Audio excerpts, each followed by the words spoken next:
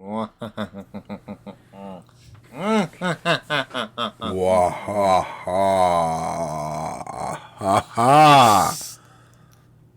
Welcome to the Treehouse of Horror. Welcome to the Treehouse of Horror. Or whatever a legally distinct version is, so Fox doesn't sue us. The Simpsons has been on the Simpsons has been on the air so long it's public domain now. And it's apparently good again. It was never not ungood. Anyway, happy Halloween, everybody. We hope you're celebrating with your families. We're recording this after Halloween, but this was supposed to be a Halloween episode. It's just my ear kind of got in the way. Yeah, Dan Auerbach ruined everything. Tried to sabotage this podcast. I was jogging a few hours ago, scraped my knee up real bad. I blame him for that. Hal Auerbach stole Halloween. Yeah. And I don't like that he did that. Hi, everybody. Welcome to the Foxx and the Mage podcast. I'm the Fox. And I'm the Mage. And this is the official podcast of two presidents having sex with each other. No, wait. No, hang on. No. That's my other podcast. This is the one where we talk about music. Sorry. Or it could be a president and a vice president if you're South Park. You know? I still can't believe they timed that so well. That was, this is the only pro South Park podcast on the internet. God, that episode was great. I'm genuinely, loving this new season. It's just funny, you know? I like it. I'm biased, I'm sure, but it's funny. I do like it. Yeah, same. But, this is a podcast where we talk about music, and for this episode in particular, we're returning to our sacred text of our two favorite bands, Sonic Youth and Swans. That's right, and for this Treehouse of Horror belated Halloween spectacular, we are discussing the spookiest, macabrest, and genuinely disturbingest albums from these two artists. From Sonic Youth, we have 1985's Bad Moon Rising. And from Swans, we have 1984's Cop. Boom. Two albums, 16 tracks, I forget how long, but it's however many minutes. Each. I think, Bad Moon Rising is 37 and Cop is 40. Yeah. All right, so, think of it like Grindhouse and Death Proof, a double feature. Similar project, These are firmly in the no wave era for both of these artists. And these are also sophomore albums. Mm-hmm. Really getting their foot on what they want to be, what their identity is, and very much for both bands a very important stepping stone in many ways. Yeah. And we'll discuss them, as we go through these albums track by track. Definitely. So shall we start with Sonic Youth, or should we get the malaise of Cop out of the way? No, I feel like we should start with Sonic Youth and then work up to Cop. All right, fair. Okay, so Bad Moon Rising, 1985. Sonic Youth. No relation to Creedence Clearwater Revival. They named it after the song because they are music nerds, the whole freaking lot of them. And it was a project that was decidedly political in the sense that it's discussing some of these... Well, both of these albums are political, but, given that these are punk projects or spiritually punk projects during the midst of the hyper-capitalistic Reagan 80s, materialism, greed is good, Wall Street era. So both of these things were extremely countercultural when they came out. And with that, comes the opportunity to explore some themes that might not have otherwise really come up in, the Jay Giles band won't sample Metal Machine music, and they're not Yeah, gonna and they're not gonna write a song about how the founding fathers committed genocide on the American continent. oh no, yeah, no, the revolution will not be televised, basically. No, but you can't get it on vinyl and in underground cassette tapes, which I believe is the moral of One Battle After Another. It's on digital. Go watch it. All right, so want to start out with the intro? Yep, that's definitely an intro. Yeah. All right, I'm done talking about this song. Yeah, it's just a cool guitar tone, but like it is just an intro. An intro. It's a minute and 17 seconds. It is. And yeah. And it transitions into the first proper track, Brave Men Run in My Family. Yeah, named after a painting called Brave Men Run in My Family that has a boat on it. Yeah, and so this is probably my favorite. Actually, no, this is not my favorite song of the album. It's my second favorite. It is nice that we start off with a pretty good Kim Gordon track here. And I do like that this one has a lot of... Well, I'm choosing to read that there's subtext about her familial relationship with the way that she's talking about, you know, like we all know about her complicated relationship with her brother. I'm just assuming there's some other family stuff in there, and she's kind of spilling it out on the page a little bit here. Yeah, it was a bit hard for me to kind of dig into the lyrical themes, but you know, I think that makes sense. I like particularly with that title, and when it's and at the end, brave men run away from me. Yeah, I choose to read Brave Men Run into Captivity as her... Actually, I don't know if her brother was institutionalized at this point, but I know he eventually, like, got institutionalized. So, I'm choosing to read that that's, like, kind of what's being... Lyrically, it's a very simple song. A lot of the... like, most of the tracks on this album have kind of simple lyrics.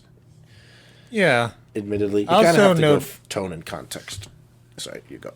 I also notice that this is where the Metal Machine music sample comes in. And by the way, Lappy said that Metal Machine music is a good album. Yeah, Lou Reed, innovator, genius, genius. Yeah, Metal Machine music walked so that Merzbow could run.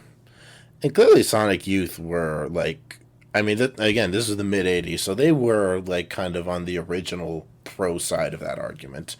And it's easy for people in the internet era to say that the album was good, but, you know, they liked it enough to sample it, which I do find impressive. Yeah, who else do you know that samples that? Shit, I might have to look it up on who samples, but I'm guessing not a lot. Yeah, I couldn't imagine either. But I know this song also has a part where the instrumental just really kicks up like a minute in, like these pounding drums come in, and it actually feels kind of like some of the later Swan stuff. Like okay, not like late, but like it sounds like it reminds me of some of the drum work they would do in the '90s. I was gonna say, yeah, it kind of reminded me a bit of some of the tracks that I remember from White Light, at least in their kind of bright, big structure. But then this one does kind of turn into a more or less like, I guess what we would know today as a conventional Sonic Youth song. So musically, it does start out pretty, for lack of a better word, normally. Yeah, like if this would be on a Swans album, it would be The Great Annihilator. All right, Great Annihilator. We're coming to you one day. Yeah, but also, apparently when on Sonic Youth's final performance, Kim Gordon apparently Kim Gordon went to tears when she sang "Brave Men Run Away from Me." Yeah, and if you know anything about why Sonic Youth broke up, we don't have to elaborate further onto that. Yeah, exactly. But yeah, this song is a great introduction to song introduction to the album. Yeah, it's the first proper song. It's good. Yeah. And then the next song, Society is a Whole, which apparently came from Thurston mishearing a Black Flag line, Society's Arms of Control. Yeah, and here's the fun thing about this album: these tracks uh, fade into each other. So when you're listening to it, it comes off as a bit of a seamless experience. So we do Yeah. start off with a little bit of the Metal Machine music sample here. And I will say, I did just look it up on whosampled.com. Metal Machine music, it lists this Sonic Youth song, Society as a Whole, and something called What to Do But Cry by Third Eye Foundation. So if there are any Third Eye Foundation fans out there, you got vindicated. Interesting. I wonder if that third eye is also blind. That. What if it's a super group between them and Information Foundation? No, That would be. the band. I think the band is called Information Society. I have no idea. But yeah, we live in a society is basically the song. Information Society as a whole. Yeah. So this one is yeah, you know, a lot of we live in a society is kind of a big theme on both of these albums. And I also got picked up a trans as hell line. My friends are girls wrapped in boys. Yeah, which I mean that line is trans as hell. Like I read that and I was like, oh shit, there were. But I feel like it was either that line is oh my god, I am clipping so much. I am so sorry. I'm trying to manage my voice better. But yeah, so I'm not sure if that line was, queer. But one other interpretation I took was that it's about women who use men in their lives as status symbols to ascend the social ladder. Hence, they're like kind of wrapping themselves, kind of subsuming themselves in the identity of other people, and that like fits in with this whole, society. Everybody has to put on appearances thing. Yeah, it could be that too, but I wouldn't be surprised if it's both actually. Like, I mean, these are punk kids from New York in the '80s. They definitely knew trans people. Yeah, they were the. If anybody in America knew trans people, it was people like them. Yeah, and Swans too, for that matter. Oh yeah, the whole all no wave stuff, and I guess San Francisco maybe. Like, cause yeah, I'm pretty sure all of them looked up to Genesis Purge from Throbbing Gristle. Yes. Shout out And Southern Crystal. Yeah, yeah. This one is pretty hypnotic. I'd say it's not a favorite of mine, but I do like the general sound here. Yeah, it's good. I think it's one of the better Thurston tracks Yeah. from this era. And then we got the 8 minutes. I love her all the time. This one is long. You do love all the time because the song takes up all of the time. Yeah. I almost love this song. Like it almost got me fully gripped. It's just I feel like it's just missing that extra thing to push it over the edge for me. But the fact that this song sounds like this in '85 actually kind of amazes me. Yeah, it does, and I love the God, like the sound of this, the way it gets like slow and kind of creepy. Like to me, this is when the album kind of like if Brave Men Run in My Family, music wise, production wise, style wise, would give a first time listener the impression that this album sounds a little bit more like Evil or even Sister. That is kind of Dash because this is when it just genuinely starts to get a little creepy. Yeah, it's got some dark ambient drones there. Like they're done through guitars and stuff, like organic instruments, but still. Yeah, there are a lot of good tones and good noises on this track. Admittedly, Sonic Youth has way better 8-minute songs. Yeah, like that. This does feel like it's setting a blueprint for some of the walls of sound that they would master by Daydream Nation. Oh yes, God, you can really listen to this album and see where they were like Evil and Sister and Daydream Nation. There's bits of those and all over this album. Yeah, and with these exact tones too, just with higher fidelity. Oh yes. Thank you, record labels. But yeah, I think it's a cool way to. I do think it's still really cool though, and it's a good way to end side A. Yep. Shout out side A. It was Yep. pretty good. And side B starts with Ghost Bitch. Yep. And we're not just talking panty and stocking. Oh, that's Gunsmith Bitch. There are ghost bitches. Well, there are ghosts, and some of them are bitches. Yeah, true. Yeah, so this song is about the European colonization of the Americas. Yeah.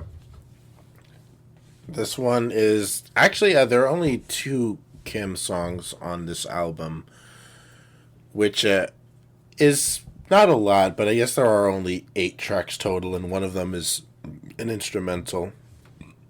Yeah, also no lead tracks. Yeah, he is just not here, which is odd because there are I'll just say the song after this does feel very Lee spiritually. Yeah, We'll maybe get to maybe it. he just actually was. Yeah, he was there, but yeah, I guess he just wasn't a vocalist yet. Yeah, he is on this album, but I think his first big vocals were on either Evil or Sister. I forget which. And also, just while we're talking personnel, this is the last Sonic Youth album to not feature long-term drummer Steve Shelley. This one, I believe, was Burt Jones was their second drummer, was doing the drums on this one.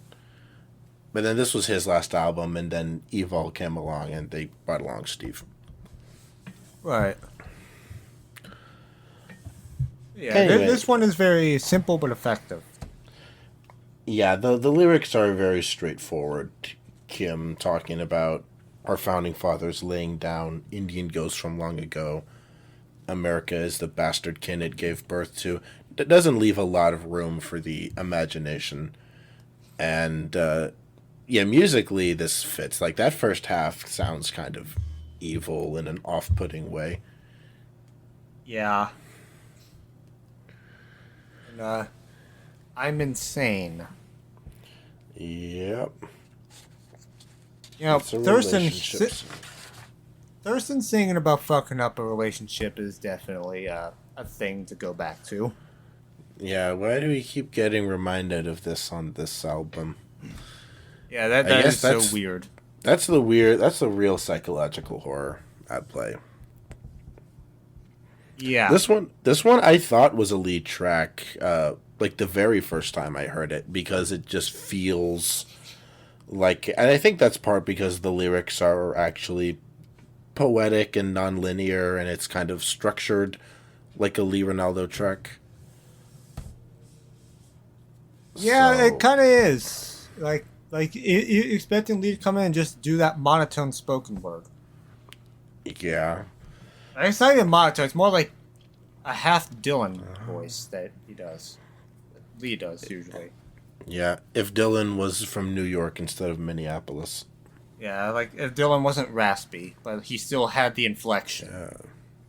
That's a good way to put it. Lacking that rasp. Yeah, but I do really like the line, "Lay off my brother and kiss my fists." Yeah. I like Twisted Passions, Flesh Parade, Dead Ahead, A World So Wide, Big River Love Camp, The Houseboy and Hill Girl, The Agony Column. Yeah, we're getting kind of creepy here, Oh yeah, which is and interesting because it is pretty catchy. I like that melody. it is. I think that makes it more effective. Mm-hmm. And also, inside my head, my dog's a bear. She was significant. I'm insane. Yeah, that's which I choose to read as a moment of self-reflection, of like lucidity about the situation, and then Yeah. just regret and pain. Yeah, it's like, oh my god, what am I thinking? Yeah, and I think maybe the creepiest part on this whole album is the very last bit of this track where the spoken word section that bleeds into the following song. Yeah, justice is might. Justice is might. Doesn't take a genius to figure out what this one's theme is. Yep, that's just the concept of might making right, and why it's bullshit. Yeah. And discussing that, the history of using violence to justify morality and promote righteousness and philosophy, the frightening implications that come from it. Yeah, this does feel, I think, the song, like, if any, this is the most cop that this album feels to me. I was thinking the same thing. Like that, like these lyrics could fit on. Okay, well, okay, they could almost fit on cop, but cop would go even further with that. I think yeah, cop feels like it would be a little more vulgar. But, other than that, like, these are, like, hitting the same points and, pretty effectively. Yeah, and apparently, this is like a reference to a concept posited by Blaise Pascal, a mathematician. Oh, mathematics. When you were a nerd back in the 80s, you were a nerd, I tell you something. Yeah, back then the word nerd meant something completely different. You got Ask Elon Musk what Pascal contributed to the world. He would just stare at you with them K-hole eyes. He'd ask Grok. Yeah. Granted, I don't know what Pascal is either, but that's the problem, The nerdiness has been fractured. I should know more about math than I do, but society has failed me. So should I.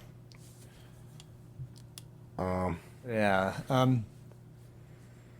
But with that, we close with the best song on the album, Death Valley 69, featuring the legendary Lydia Lunch. The legendary Lydia Lunch.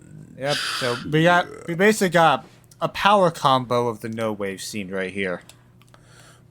Yeah, and this one, like, I know this one is considered by fans to be the best song on the album, and yeah, it's hard not to like this song. It's very kick-ass sounding. It's very energetic. It, again, features some of the greatest musicians in this scene, or one of the greatest crossovers in this scene, certainly.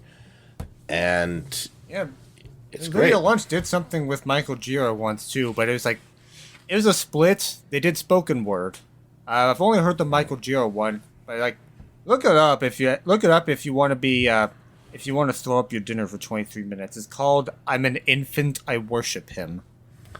I love throwing up dinner for 26 minutes.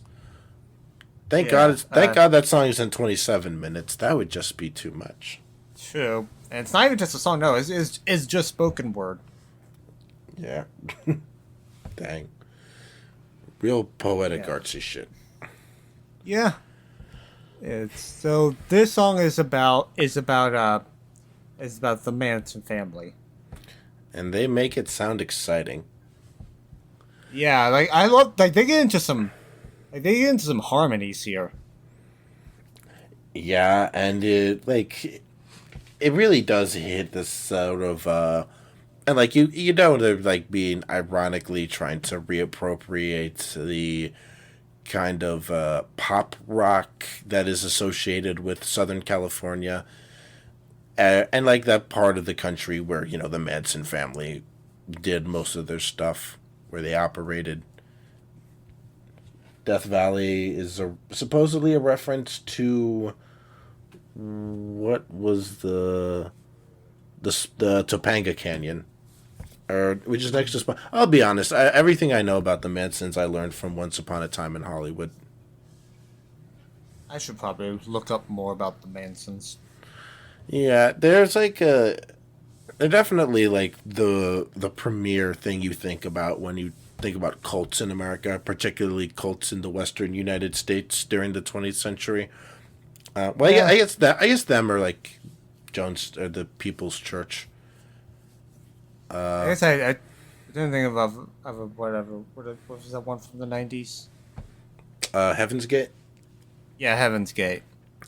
There's actually there's a cult that operates near one of the Walmarts I grew up going to. This guy, I think there's a sign outside of this like treed out property that's just in front of a Walmart, and they can't eminent domain it away. It says like ATA free base Masana alien site.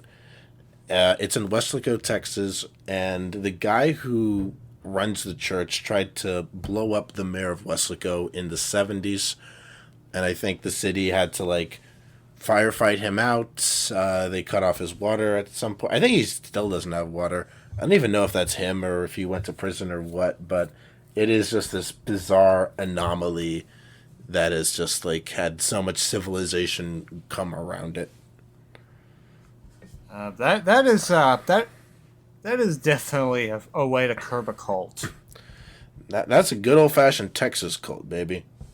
We get into firefights real quick. Those California cults, It takes them at least 10 years before they get violent. Yeah, I know about Waco. Permanent, yeah. Oh yeah, God, Waco. Yeah. Death Valley 69 is just a fantastic way to close the album. Yeah, this one's a delight.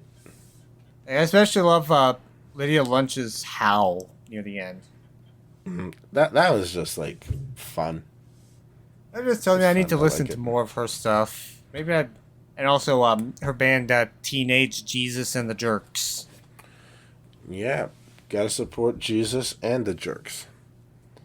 But yeah, I should do more listening to her stuff as well, I think. Yeah, like she seems really up my alley. I think, like, I know I enjoy. I wonder if she ever did anything with the Diamanda Galas. I wonder. Let's ask Grok. Oh God, man. like, here's your Grok is like anti everything these two albums represent. Yeah. Or we could probably convince him, take him out on a day on the town. Let's do it. Let's hang out with Grok.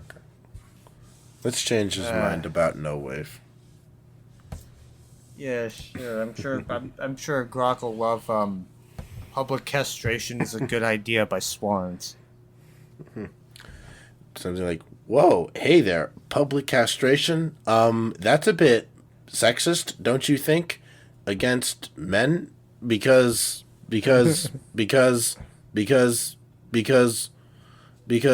white genocide in South Africa. Because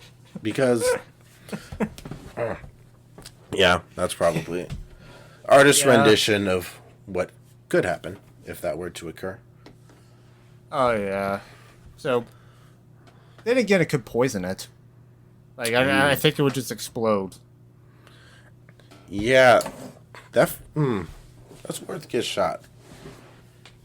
Or anyway, yeah. Okay, so yeah. Anyway, speaking of shots, Cop by Swans. Yeah, Cop.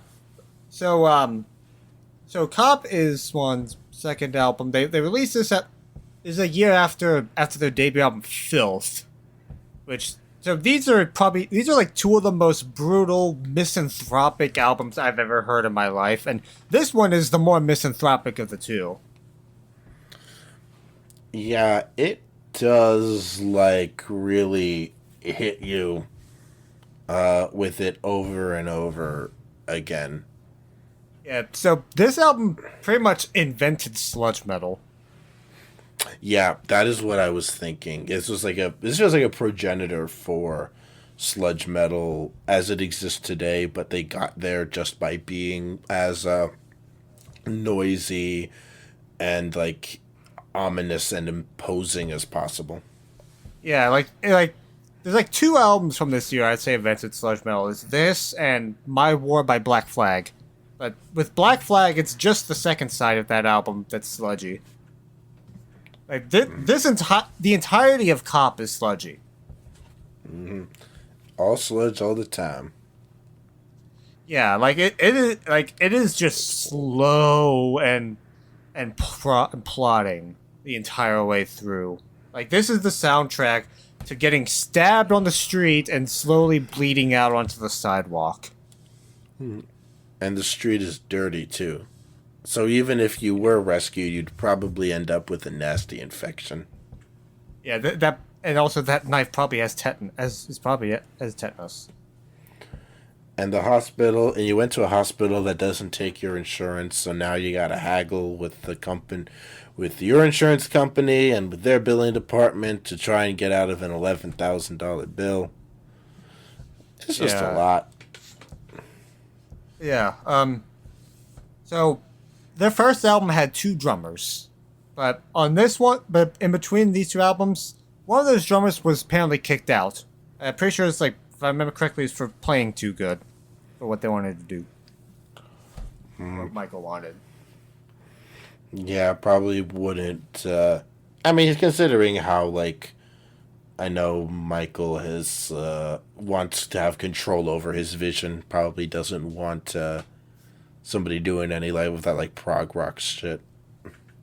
Yeah, and also apparently, if I remember correctly, for the kick drum on there, instead of just using a standard mallet, they use like a piece of like a 2x4 that came out of a wall that still had some fiberglass on it, and used that to pound the kick drum. Well, I mean that's taking industrial rock to its most literal meaning. Yeah, it's like it's just insane, like what they were doing. I think this is all when Michael. So when Michael was living in like a place he called the bunker, which is basically just an old storage shed that didn't have a bathroom or anything like that. It's just a very tiny space. He just paid like $200 a month, and the landlord told him he couldn't complain about anything. Sure, for $200 a month, it's a steal in today's market. And just remember, this was New York City in the 80s. Yeah. That's what that Joker movie was about. When they were looking at how do we make Gotham look as shitty as possible, they were thinking, oh yes, New York City in the year 1980 through 1985. Specifically, this, like, half of the decade. Yeah. Like, he was just... And given that he had already like had an extremely shitty life, like especially in childhood, I think this feels like him letting out his innermost demons, just letting it this feels like him just letting out just fiery maelstroms of rage and hate. Yeah, and if you like that, you'll love the next 7. Oh, we didn't even talk about the first song yet.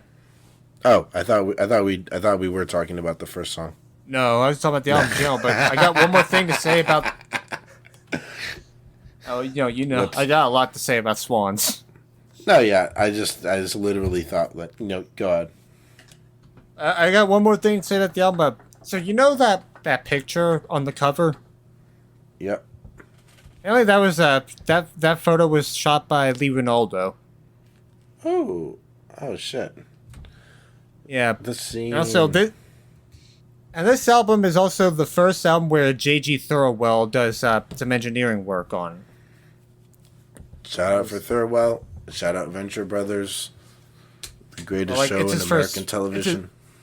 It's his first work with Swans anyway. He already released a few albums with Fetus by that point. Still. Yeah. Shout out JG. We should talk about Fetus sometime. Soon. One day. Yeah. The first song, Half-Life. Yeah. So, say it's about the first album. The first album at least has something you could call grooves, and it has some relatively fast songs. There's some, not like the fastest thing ever, but it's definitely faster than this. Yeah, this one is, it's heavy and brooding and sludge metal. This is a progenitor for sludge metal. Absolutely. And you immediately hear it. This is 4 slow, long chords over and over. Just 4 descending chords for the span of 5 minutes. Yeah, it does. It gets repetitive, but it does also hammer in these lyrics, which are about how people, fear the consequences of nonconformity. They kind of fear making mistakes. Everybody, the name Half-Life comes from this idea that you're only living half of your life because we are under so much pressure externally to conform. Yeah. I guess, especially, there's lyrics permission is bloodless. And he says it that slowly. That's pretty much how he sings every single line in this entire album. Yeah, it is kind of nice. I don't know. I've heard the modern Swans so much that it's nice to hear his younger voice. He sounds so different. Yeah, apparently, he sounded way different back then. So, right after this album was when Jarbo entered the picture and taught him some techniques. Technique time. Yeah, so from after this album is when he starts when he gets that signature deep voice. They start singing from the diaphragm. That would do it. Yeah, this does sound a bit like an untrained singer. But some of my favorite songs come from untrained singers. So I do like the charm of just how visceral this is. Yeah, I cannot imagine these songs being sung with a trained voice, or even a slightly trained voice. It's just not what these songs were made for. Yeah. So, it's I wouldn't say it's my favorite opener from Swans, but Swans just has a lot of great openers. So I think this one lets you know what you're getting into, and so yeah, it works very well for what it is. Yeah. And the next song, Job. I wonder what this one's about. Yeah, it's and they just starts off with imagery of cutting off your arms, legs, and head is to be used and refitted to the company's whim. Yeah, think of it as the no-wave version of I Sold My Soul to the Company Store. I had 16 tons. That song, yeah. Yeah, it's 16 tons. Sorry, I'm not from Coal Minopolis, West Virginia. Sorry, I'm from a state where we have normal music in my state. It's about sad cowboys, sad that their wives are cheating on them. True. In English and in Spanish. Nice. When I was a kid, we went to some camp for a school thing, and there was a married couple that sang to us from some folk songs, and one of them was 16 tons. Oh, nice. That was the only one that's the only one that I actually remember.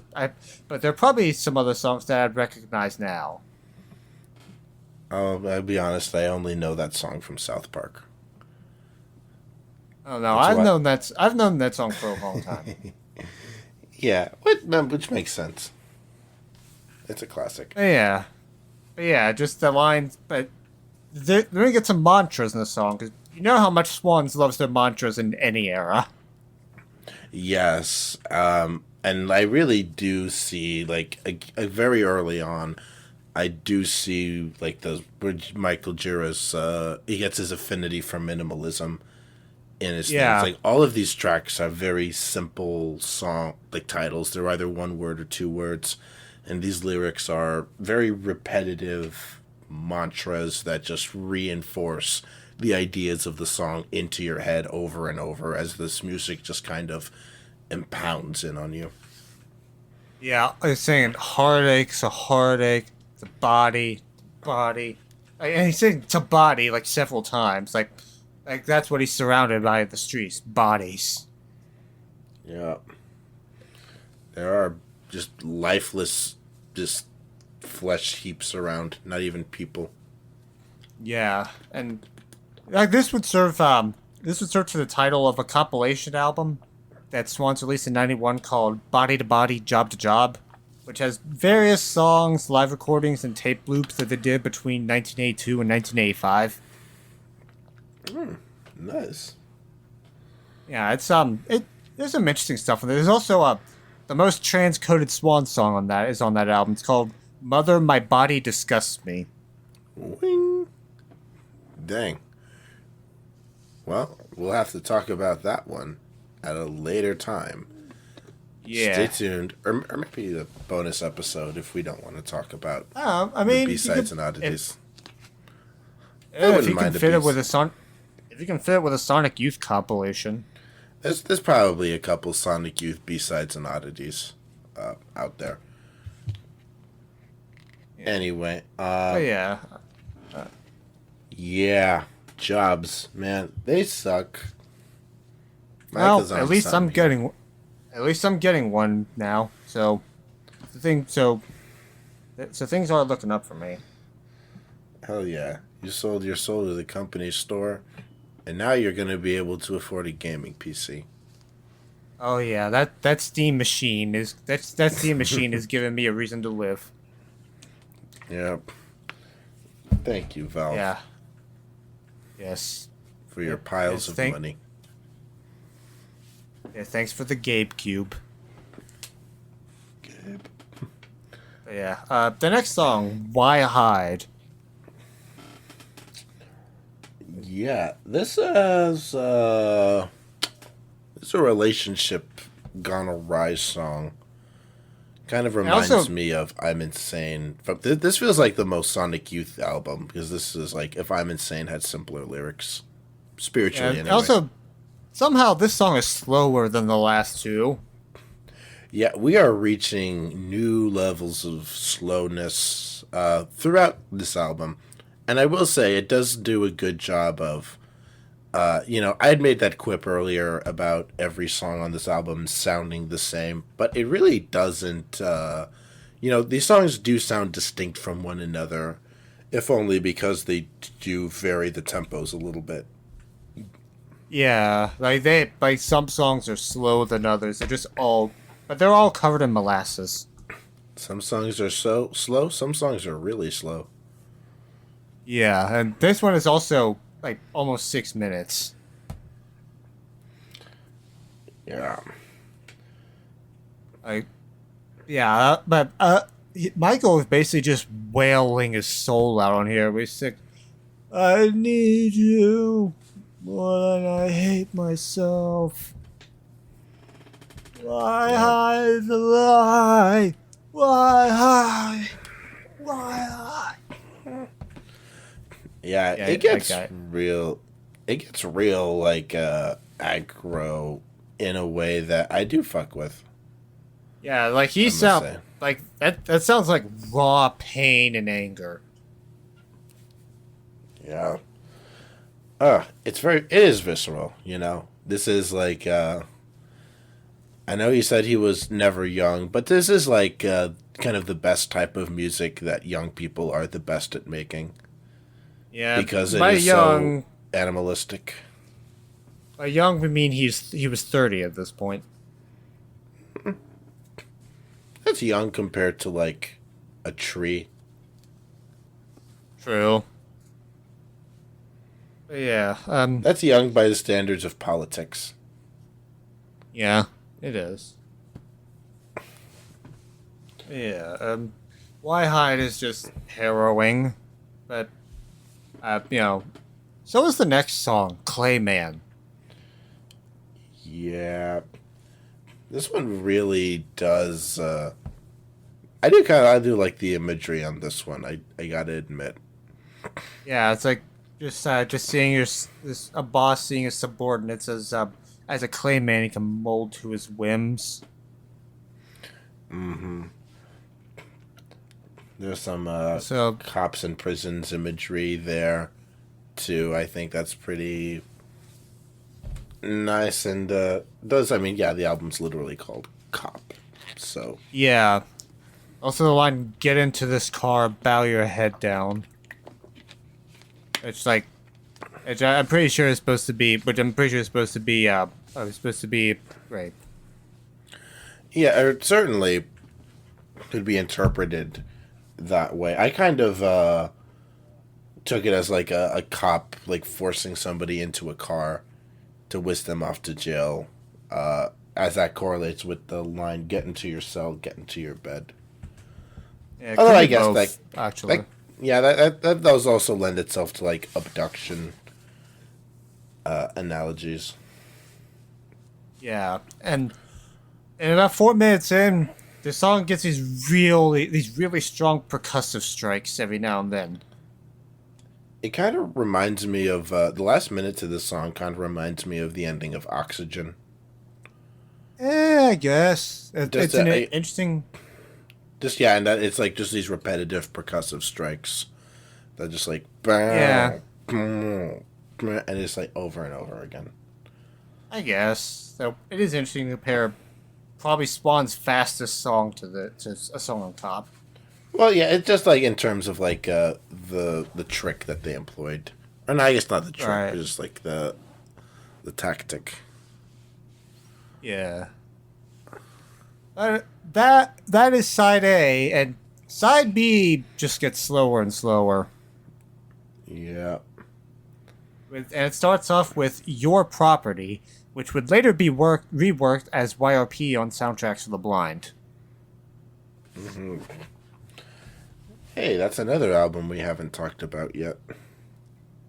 Yeah, that I feel like that could be. I don't even know what you could pair that up with. It might have to just be a bonus episode. Maybe. Stay tuned. We could do a bonus episode.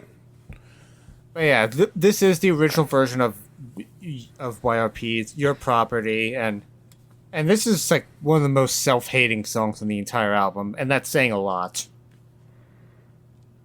Yeah, it is basically just the lyrics of somebody succumbing to their position in the world, expressed with anger and disgust and self-hatred. Yeah, this sounds like the Clayman from the Clayman's perspective. Oh, that Clayman. Just taking a series of L's. There's also a drum fill 2 minutes in if you can pick it out. Yeah, it is. You don't get a lot of those on this album. Yeah, and especially with like the production overall. I'll be honest, this might be my favorite song on the album because It's really good. I do like a lot of these production elements, the way they stand out, and I love that like at the very end of the song, he just kind of stops sounding legible at all. He just kind of starts grunting and groaning. Yeah, it's like that's him just fully giving in. Yeah, it's a good performance. It is, and I will say I think I still prefer the soundtracks version. Although these are like two different beasts entirely. Yeah, they yeah, I mean, I will say, yeah, when I do think of soundtracks for the blind, I do not think of songs from Cop. So, as like the first thing I think of. So, but yeah, no, it is nice to kind of know where that song, where that reference point comes in from now. Yeah. And now we're at the big one. The centerpiece of the album, the title track. And would you believe it? It's even slower. Yes, this one is, and it's also almost 7 minutes, which for this period of Swans is long. Yeah. And it's like, and it's just. You go. It's just got these sinister riffs that feel like you're being smoldered, that your lungs are being smoldered in flames. Oh yeah, this song feels straight up infernal. Yeah, like this. Which yeah, I guess like many of the other songs do, but this one really does take it to a new level. Yeah, this is the only Swan song that scares me on a like. It's like one of, at least, I would say. Like this one is their scariest song. Like all of the scary songs they made came out in the mid '80s, I would say. Like people like to say this year is a scary album. I don't think it's scary at all. Like, I think it's just too abstract for me to find scary. But this terrifies me, especially when I listened to it like right after the election last year, because I knew what was going to come. Yeah. Yeah, and as you might be able to infer too from the title of the song, this one is about police brutality and violence. Yeah, it's an ACAB song. It's probably the best ACAB song ever made. Yeah. And it's also about how much heat hurts. Yeah, like, it has just the most pointed lines I've heard that nobody hurts them like a cop with a club, nothing beats them like a cop with a club, nobody rapes them like a cop with his club. Yep. Does not pull any punches here. Yeah, like this song kind of just sums up I think this is like the best case of misanthropy in general I can think of in a song. Like if you want to know what misanthropy, just get a general vibe of the concept of misanthropy, just listen to this song. Yeah, that's a good assumption. Yes, it's definitely a pinnacle. Like this is just seething contempt for humans in general, especially abusive humans, abusive authorities. Yeah, like this album, like, you know, for what we're calling this album misanthropic, I will say this, you know, like there's very pointed, damn it, how do I phrase this? Right, the hatred toward humanity is pointed in the direction of both external actors who abuse others, manipulate them, belittle them, and generally make the world a worse place, and then also inward reflected at oneself for, you know, finding themselves in a position where they are the victim of these forces, or for just, you know, choosing to participate in this society. But, you know, everybody has felt self-loathing at one point or another, and everybody hates their shithead boss. So, or, you know, abusive cops or abusive politicians who suck. You know, there's so much that you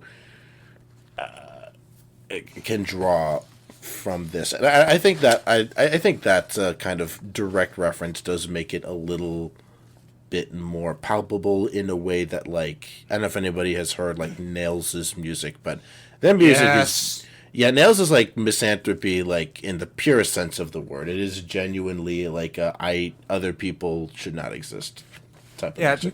Yeah, Nails is awesome. I love Nails. I don't normally like bands with those kinds of vocals, but Nails hits the spot for me.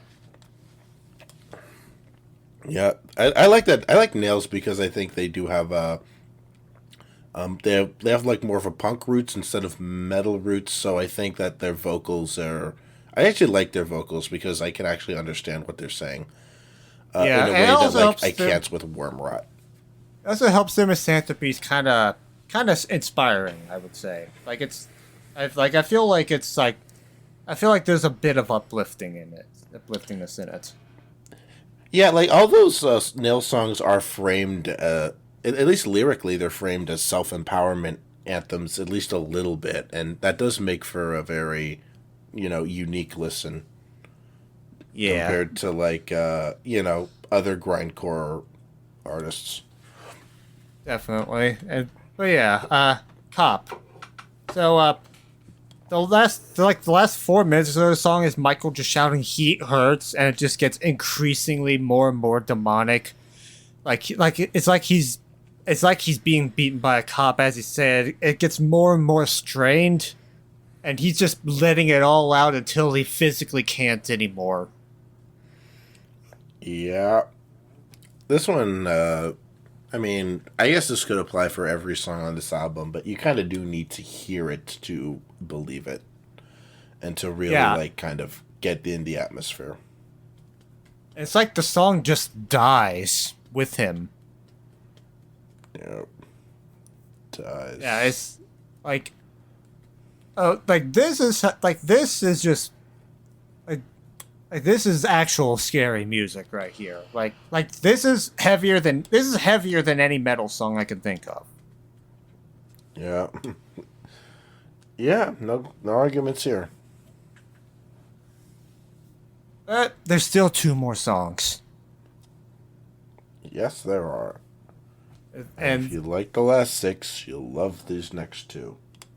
yeah, except Butcher is my least favorite on the album, but I still like it. I kind of like this one musically. I guess this, by this point, I was really, listening to the production, and I kind of fuck with the production on this. This is my least favorite musically. Yeah, I don't know. I feel like I can't justify sometimes why I like the things I like. Maybe it's because this is, catchy in some weird way. But I do kind of like the Swans lyrics. catchy. I do like the lyrics. I don't know, some people want to kill you, some people want to fuck you. I think that's a good premise for a song.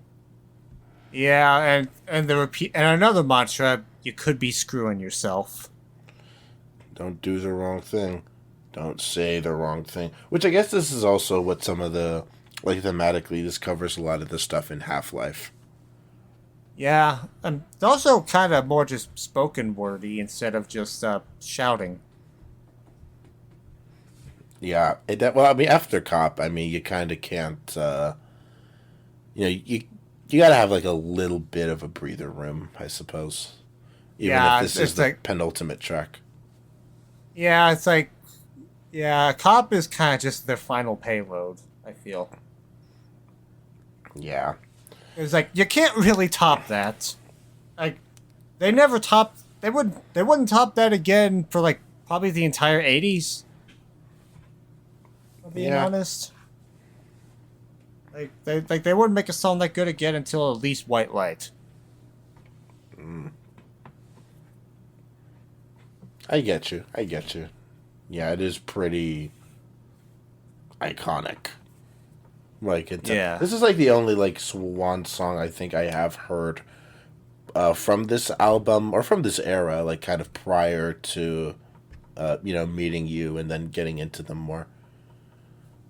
For whatever that opinion is worth as an outsider. That makes sense.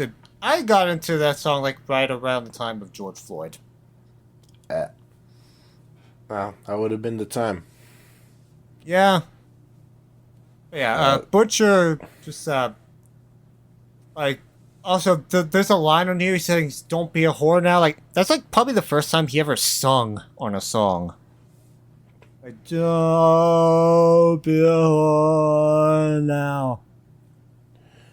Maybe that's why I like this track, because I do like the singing voice. It's it's a start. It's... I guess definitely. I guess it's technically singing. Yeah. Features for technically doing things. Yeah, but there would be more singing on Greed and Holy Money, even if it's still very very primal singing, very stripped down, stripped back singing, but still, it does happen. It will happen on later albums. Yay. Shout out singing. Yeah. And then it ends on Thug, which is like which is the wordiest song on the entire album. It is wordy, and it is lyrically maybe just really like sets home the missing. Yeah, if it wasn't like, if you didn't get the point before, he really spells it out for you here. Yeah, like this is basically just a closing statement. This feels like the ghost of someone who died to the hands of the capitalist machine, telling us about the horrors of it. Oh yes. Oh my goodness. Like, yes. it also just sounds defeated. Yeah, it is really just. Yeah, you can't kill what you can't see. You can't think what you don't own. You can't rub out what you don't recognize. You don't get what you really deserve. You don't fight. Yeah, it's just cynical. He really is just saying all of this stuff out. And it's, yeah, it can be a bit much. Yeah, but I do love it because, like, it's like Michael is trying, as early as the last song on Cop, Michael is already dipping his hands in and trying a bit more with his lyric writing. Oh yeah, and I do like seeing that this early on, and especially within the context of the album. And it's nice to see some more intricate lyrics, and yeah, it definitely does set the tone for Swans' later, more intricate songwriting. Yeah, like, it's still blunt, but, like, there's just more of it now. So much more of it. So much more of it.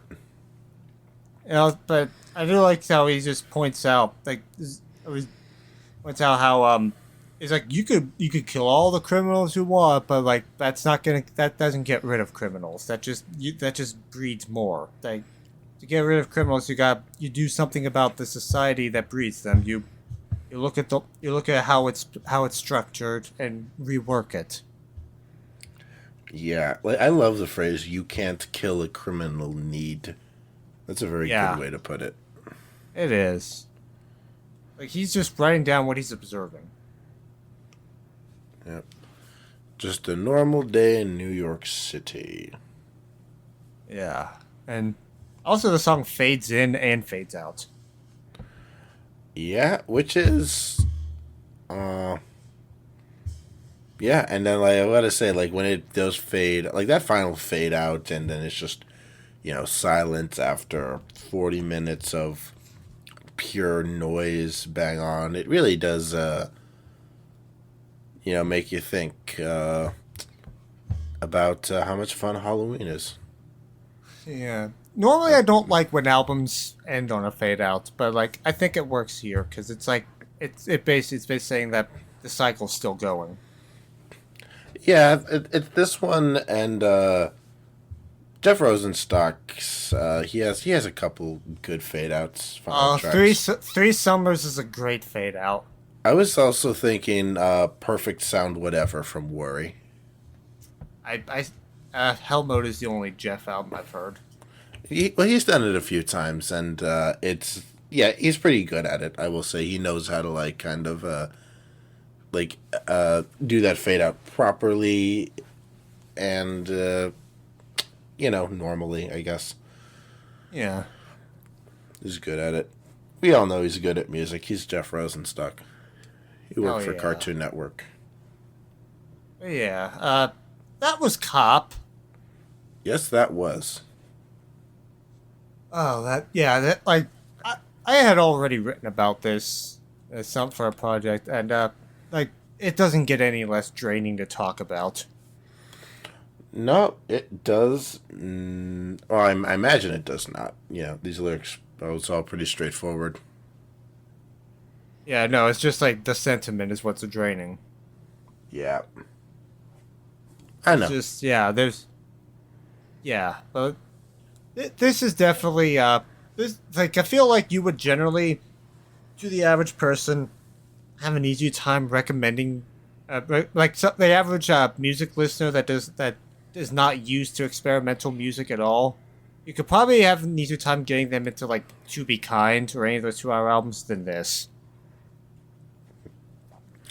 Yeah, this one, to put it bluntly, this is a Scaring the Hose album. Yeah, Not even the album called Scaring the Hose scares the hose, but this one just might do it. exactly.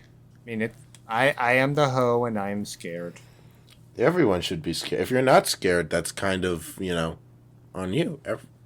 Hoes are scared, but so is the general public. Yeah. But yeah, Happy so Halloween. these 2 albums, yeah, happy belated Halloween. I hope you all had some great candy. This was Merry my candy. My candy was Reese's Pieces, but I do also think these albums were very sweet. And Yeah. a nice treat. Oh yeah, they were. Like, I would say Bad Moon Rising, I'd say it's like a 7. It's kind of backloaded. I'd give it an 8. I think it's pretty consistent. Yeah, and Cop is a 9. I would give Cop an 8. It's like it's really good, but yeah. I also say that I actually think Cop is their best early period album. Like, Filth is the popular one, but I like Cop more. All right, we've got that official take on the record. Yep. So, so the next episode. The next episode, it's gonna be number 16. Yep. And we are bringing a friend on. We're bringing in a special guest star, my friend Blake. Yep. Hi, Blake. And we are going. Hi, Blake. We are going to talk about albums in foreign languages. We're going all over the world for this one. Mr. Worldwide. We're on a globe-trotting adventure, just like a book pick... from the 1900s or 1800s. Fuck, I'm a loser. You like the Pitbull reference in the Sonic Youth and Swans Cop Bad Moon Rising episode? Yeah, he's gonna go have some crossover.